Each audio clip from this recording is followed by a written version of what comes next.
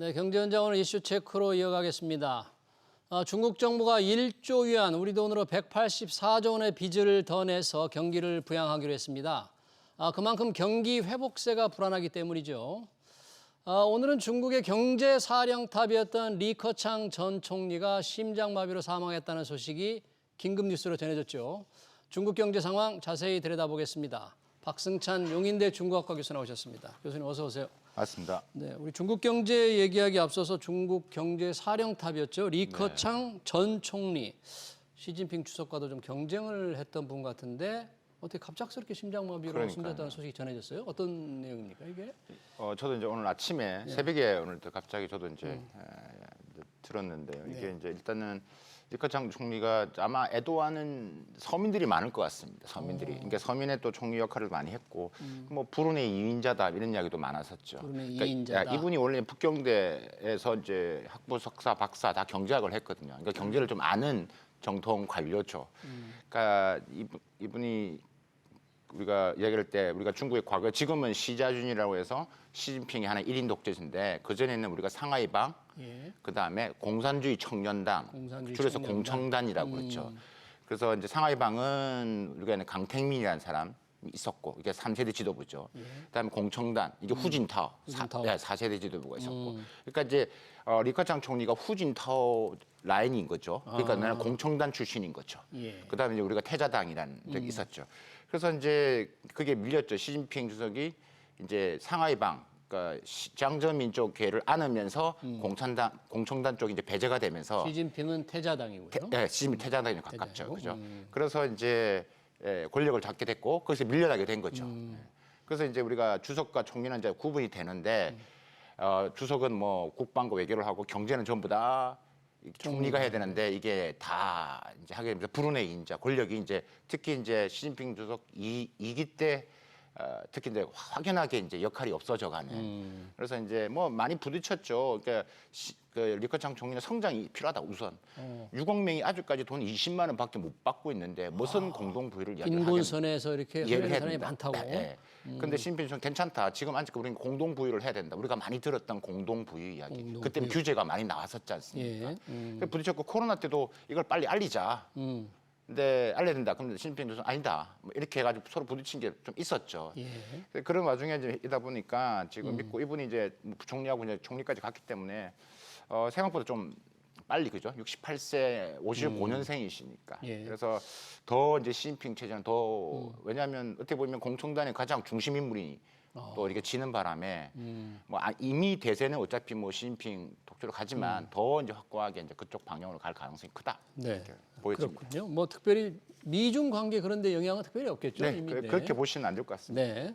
자, 중국 뭐 경제부총리였던 리커창 전 총리 얘기로 시작을 했습니다만 중국이 얼마 전에 1조 위안의 국채를 더 발행하겠다. 빚을 더 내겠다. 특히 4분기 들어서 뭐 4분기 들어서 빚을 더 내서 이게 빚을 규모를 더 늘린다는 게 쉽지 않을 텐데 경제 상황이 그렇게 조금 안 좋은 겁니까 중국 경제가? 제가 이제 지난주에 상하이를 또 갔다 왔거든요. 직접 봤는데 그렇죠. 가장 심각한 게 소비가 안 된다. 그러니까, 그러니까 예전에 한 10개 살 거 지금은 한 2~3개밖에 안 산다라는 확연히 느낌이 왔었습니다. 그래요? 그러니까 안 좋다는 이야기. 이번에 1조 위안이 풀었다는 이야기 이제 올해 4분기 한 5천억 위안, 그다음에 내년 1분기 5천억 위안 풀겠다는 거거든요. 그다음에 이 돈을 쓰는 지방 정부한테 보내는 건데, 지방 정부, 지방 정부 보내는 건데 이게 이제 어디 써라고 딱 명목이 정해져 있습니다. 8가지. 그러니까 우리가 보니까 뭐 관계 시설 개설, 재복구, 그러니까 다 인프라에 들어간다는 이야기죠. 그러니까 쉽게 말씀드리면 중국이 뭐 우리가 투자, 수출 그다음에 소비를 이야기할 때 수출은 지금 미중 관계 때문에 지금 계속 안 되고 글로벌 경제 이슈가 안 좋으니 근데 소비를 하려니까 코로나 때문에 아직까지 사람들이 돈을 안 쓰고 있고 그러면 지금 계속 지금 3분기가 4.9%까지 잘 왔는데 계속 이걸 밀어야 되면 결국 투자가 밖에 없다라고 생기는 거죠. 그래서 이제 지방 정부에서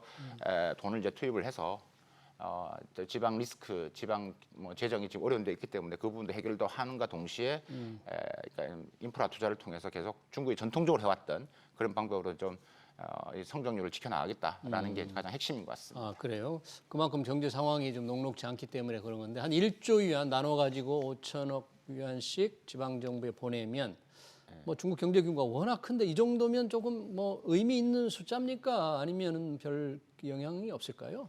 별로 큰 영향은 있다고 생각하지는 않습니다. 왜냐하면 일단은 우리가 자료가 좀 준비되어 있는지 모르겠는데 중국 지방 정부 부채 이야기를 계속 부동산 이야기로 계속 나올 때가 됐는데 예. 지방 정부 상황이 정말 녹록치 않거든요. 그래서 지금 보면 우리가 지방 정부 부채를 이야기하려면 이제 또 부동산 이야기를 해야 되는 건데 부동산. 중국 그렇죠. 지방 정부가 부동산을 토지를 하고 토지 보상금 지방 재정의 거의 60% 이상을 지금 차지하고 있는데 그중 핵심이 뭐냐면 LGFB라는 게 있습니다. LGFB. 예, 그러니까 지방 정부 융자 플랫폼이죠. 많이 들여보실 분들 지금 나오는 애 그죠? 예. 지금 부채 규모가 나오는데 저기 지금 IMF가 지금 추정한 겁니다. 그러니까 66조 위안이 될 것이다라는 것들이죠.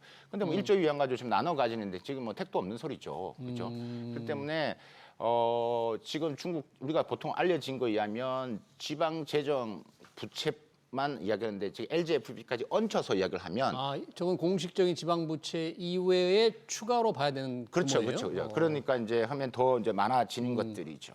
그래서 이기 때문에 크게 이제 영향을 미치는 않겠지만 하지만 이 5천 위안을 통해서 이제 관리를 지금 일단은 숨통을 트이게 하고 숨통을 트이게 하고 지방 정부가 지금 일단 특히 12개 지방 정부가 지금 매우 심각한 부채율이 60% 이상이 되기 때문에 그런 부분에 좀 하자라고 지금 보여지고 있는 것 같고요. 근데 이게 또 이번에 발행한 부채는 지방 정부가 또 상환해야 되는 의무는 없거든요. 갚아야 될 의미가 없어요? 그러니까 특별 국채 같은 경우 그 전에 발행하면 그러니까 중앙 정부의 재정 적자를 이제 반영을 하는데 이번에 하는 것들은 이제 상환 의무가 없기 때문에 지방 정부가 지금 이제 좀 한 단계를 넘어설 수 있는 그걸 하고 있는 것 같고 또 LGFB의 지금 구조가 나오는데 LGFB를 하기 위한 정부의 작업들은 이미 시작이 됐다라고 보시면 될 것 같고 지금 뭐 이름도 바뀌어가지고 여러 형태의 지금 LGFB가 지금 존재해 있는데 이미 수순 작업이 좀 들어갔고요.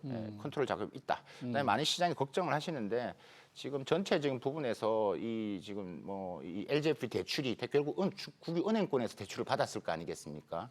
그 비중이 전체 부분에서 한 약 한 13% 되니까 이걸로 인해서 중국 경제가 막 무너지고 그렇게 보시면 안 될 것 같고 이렇게 보시면 중국 경제 위기가 아니라 침체 가능성이 커져 보인다. 위기는 아니고 위기는 아니다. 워낙 덩치가 큰데 때문에 그렇게 보시는 게 더 정확한 표현인 것 같습니다. 그러니까 침체 가능성이 크다는 그런 우리가 판단을 해볼 때 시진핑 주석이 뭐 중앙은행, 인민은행을 직접 방문했다면서요? 그런 것도 상당히 처음이라는데 의지가 좀 있는 겁니까? 경기 부양 의지를 좀 보여주는 겁니까? 인민은행하고 국가외환관리국을 갔습니다. 국가외환관리국. 그럼 간 의도가 뭐냐? 세 가지로 정리할 수 있을 것 같습니다. 첫 번째가 시진핑 주석이 갔다는 의미는 메시지가 큰 겁니다.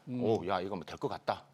경제 시장한테 경제 부양 의지를 심어주는 것들이죠. 그래서 주가도 지금 좀 변화가 있었던 거고요. 두 번째가 지금 이제 국가외환관리국도 갔는데 일단 지금 이제 환율 부분, 지금 위안화 부분 환율돼 있기 때문에 그 점검 부분들, 그러니까 뭐 지금 돈을 빼는 유출하는 차이나 이런 현상도 지금 계속 언급되기 때문에 외자 자본이 나가는 것들 때문에 또 하나가 또 워낙 지금 시진핑이 하다 보니까 이 돈 많은 사람들이 몰래 돈을 많이 빼돌린다는 거 미국으로. 그러니까 그런 게 있다 보니 이제 그런 거 점검 어떻게 해야 되는지 확인하고 마지막 세 번째가 중요한데요. 지금 아마 다음 주일 겁니다. 다음 주에 어떤 중요한 큰 행사가 있거든요. 바로 뭐냐면 다음 주에? 제6회 전국 금융공작회의라는 게 열립니다. 금융공작회의. 이거 뭐 하는 겁니까? 이게 5년에 한 번씩 보통 열리거든요. 지금 이번에 원래는 작년에 있었는데 이번에 6년 만에 열리고 6회째입니다. 이게 언제 만들어졌냐면 IMF 때 1997년 때 야, 이 금융을 직접 정부가 컨트롤을 해야 되겠다라는 이름에서 97년도부터 해서 5년에 한 번씩 컨트롤을 합니다. 그러니까 주석, 총리, 각 성장, 당석이 다 모이는 곳입니다. 이게 이제 바로 다음 주 있는데 여기에 부분에서 실질적인 이제 점검차 직접 한번 뜬 거죠. 상황이 안 좋긴 맞다. 그다음에 그만큼 감으로써 메시지를 더 지방 정부한테 던지는 것들. 그만큼 시 주석이 챙긴다라는 메시지를 주는 효과가 크다라는 것들. 네, 다음 주에 열리는 전국 금융공작회의 제6회. 제6회 해외 투자자들한테도 중요한 메시지가 나올 수도 있겠네요. 어떤 외환 관리라든지 금융 시장을 어떻게 관리하겠다. 그렇죠. 그런 걸 좀 지켜봐야 되겠네요. 네. 근데 경기 부양 의지를 밝혀도 아까 말씀하셨다시피 지금 중국의 이 부동산이 문제잖아요. 네. 뭐 비구이 위한 중국의 뭐 최대 부동산 회사 중에 하나인데 해외 채권에 대한 이 디폴트를 선언했잖아요. 이 충격이 부동산 회복에 더 결정적인 더 압력을 줄 것 같습니까? 지금 뭐 이렇게 무슨 다 우리가 유튜브 상에서 여러 개 보면 중국 부동산 다 망한다 막 네. 이렇게 했는데 제가 이제 이 방송에서 말씀드렸는데 그거 절대 믿으시면 안 됩니다. 믿으시면 안 되고 다 망하지 않는다. 이번에 디폴트 난 부분에서는 제가 볼 땐 가장 큰 이유는 지금 이제 비규환이 아직 코멘트를 안 하고 있는 공식적인 코멘트는 안 하고 있거든요. 안 하고 있는데 그러니까 이 속내는 뭐냐면 일단은 그러니까 내가 힘들다라는 것을 일단 정부에 메시지를 던지는 겁니다. 예. 그러니까 지금 해외 지금 이 채권보다는 국내 채권이 훨씬 더 비중이 높거든요. 국내 채권이. 예, 그러니까 비교가 안 됩니다. 그러니까 이거 부분에 있어서는 만약에 제가 볼 땐 비규환이 지금 그러니까 지금 비규환이 총 자산이 우리 돈은 한 300조 원 정도 됩니다. 300조 원. 예. 예. 그러면 총 부채가 얼마냐? 253조 정도 됩니다. 부채는 235조. 그다음에 비규환 정도는 그러니까 우리가 이렇게 비교를 하는데 헝다는 말을 잘 안 듣는 불량 학생이었어요. 예. 지금도 봐요. 지금 휴전 회장 같은 경우 돈 빼돌려가지고 지금 조사당하고 있거든요. 예. 근데 비규환은 시킨 거 다 했어요. 다 했는데 지금 정부가 가만히 있으면 안 된다는 건. 그래서 지금 이거 디폴트 난 부분에서 어떻게 보면 반은 좀 봐라. 이것 때문에 중국 경제 위기설이 지금 서방에서 계속 나오고 있다. 예. 그러니까 이 정부 입장에서는 이런 이슈 때문에 지금 부담을 느낄 거 아니겠어요. 예. 그러니까 지금 우는 소리 힘들다는 걸 내는 것들이죠. 그러니까 바라는 부분들이고.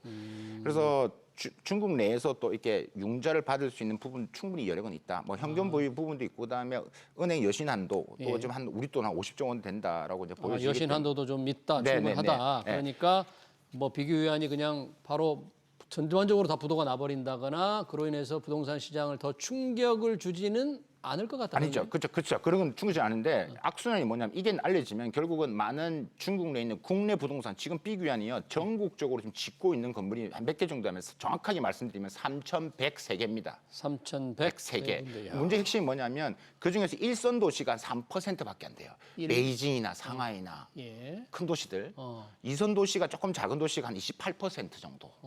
그다음에 삼선 도시 우리가 말하면 정말 좀 시골보다는 지방에, 조금 예. 그 69%. 비규환이 가장 큰 실수는 예. 삼선 도시에 너무 집중했다는 거죠. 수요도 별로 없는 곳에 너무 많이 지었고. 경제가 안 좋고 특히 코로나까지 겹치니까 안 사는 거죠. 근데 이게 그러면 이렇게 터지면 사람들이 더 심리적으로 야 이거 사가지고 나중에 내가 선입금 내고 나중에 이거 들어가지도 못하는 거 아니야? 그러니까 이제 집에 안 팔릴 거죠. 예. 안 팔리면 또 유동성 자금이 또 힘들어지는 것들이죠. 예. 그러니까 이제 이걸 이제 알고 시그널을 던지면서 이제 지금 이런 문제가 생기니까 정부가 봐라 좀 손을 써야 된다라는 시그널을 이번에 해외 디포트를 통해서 던지는 게 분명히 있을 것이다라고 그 정부가 비규환의 이런 자금난을 조금 지원을 해줘서 부동산 시장이 좀 충격을 받지 않도록 좀 도와줘야 된다. 뭐 네, 이런, 그렇죠. 이런 희망을 갖고 있다 그런 얘기네요. 그렇죠. 내가 그동안 말 잘 들었지 않느냐라는 것들이죠. 네. 그런데 뭐 이 사실 중국 부동산은 정부가 인위적으로 조금 규제를 하면서 거품을 낮춰가는 과정에서 이런 일이 생기는 거잖아요. 네. 제대로 회복이 안 되면 중국 경제 뭐 5% 또는 뭐 그 이하로도 좀 훨씬 더 떨어질 우려가 있지 않습니까? 그렇죠. 부동산이 그냥 부동산으로 보면 안 되고 우리가 부동산이 중국 경제에서 20% 이상이다. 어떤 매체는 30% 이렇게 보잖아요. 그걸 왜 다 다르냐면요.